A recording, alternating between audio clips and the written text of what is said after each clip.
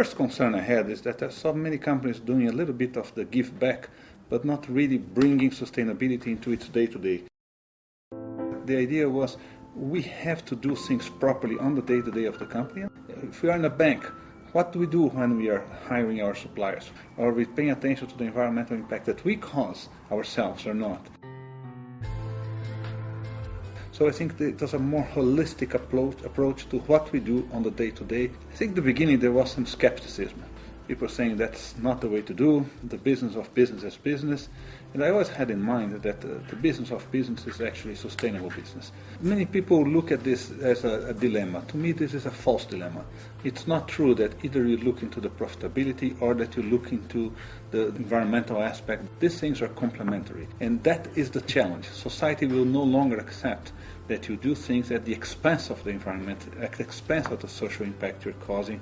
It's not the world of or, it's the world of and. You have to properly run a business profitably, but you have to also properly look into the impact that you're causing on their day-to-day activities.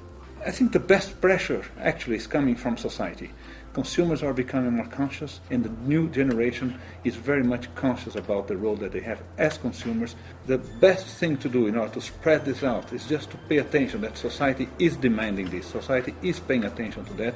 I'm very proud and very honored of receiving this award, and I think it's a stimulus for all the people which helped me from day one. The subject was not really on the agenda of any major company, so it's a recognition that is important not for one action specifically, but for what was done over a certain period of time, and which I think inspired us to do more, but also has led other companies to make reflections and say, listen, maybe we have to review our business practice, review our day-to-day, and see what kind of things we are doing or not doing properly.